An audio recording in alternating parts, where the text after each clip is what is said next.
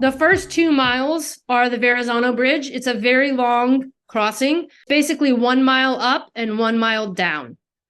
You can in those 2 miles essentially, even out. Whatever you've lost on the front end, you can basically get right back on the back end, like right away. So once you're starting from mile 2 to 3, you're in Brooklyn already.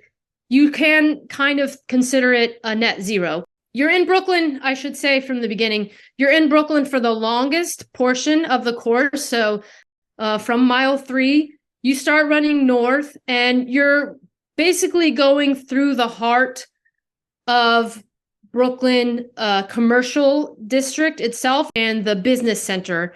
The 3 courses all come together at mile 8.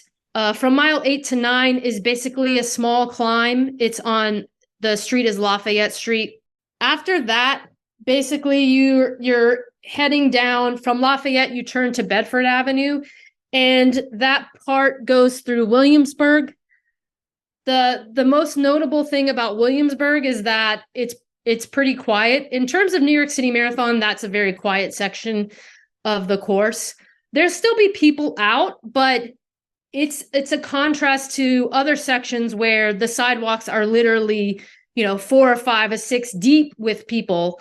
Williamsburg is not like that. So that's all of Brooklyn. The halfway point of the marathon actually occurs on the Pulaski Bridge. You're not in Queens for very long. You're in Queens for about a mile, and that's it. And what you do in Queens is you end up snaking and making a lot of turns. I counted it out. I want to say you make like 7 turns in 1 mile. The main point of getting into Queens is to get onto the Queensboro Bridge. The Queensboro Bridge represents the second largest climb of New York City Marathon. And the Queens Bridge is 100 foot gain there over a mile or so. Once you exit Queensbridge, that takes you into Manhattan. And this is one of the best sections of the entire race right here. So you turn left, you make a full semicircle, you turn all the way around, you start to hear the crowds before you can even see them.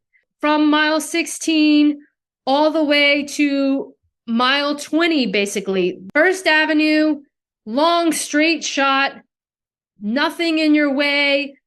A little bit of rolly, but really very calm in terms of dialing in your pace and getting into a rhythm. That's a great place to do it. And it's at the point where you really want to start to do that.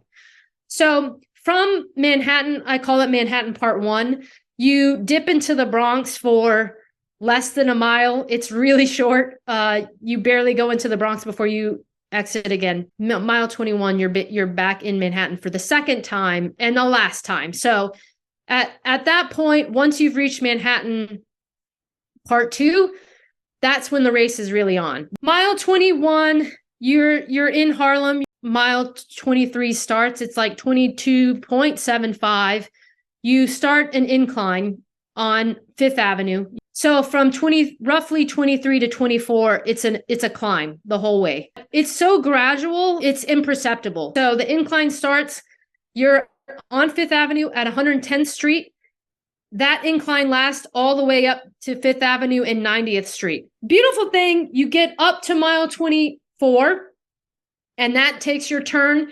You make a quick right turn into Central Park, and then an immediate left to go south on Central Park Main Drive. From 24 on the Central Park Drive, you go south for a while, all the way south to exit the park onto Central Park South, and then you make an immediate right there. You're on another gradual climb. As you get closer to the end of the race, you're going to notice the energy in the crowds. Once you get to Columbus Circle in the Time Warner Center, you make a right, and that's when you head back into Central Park. There are flags on either side of every nation.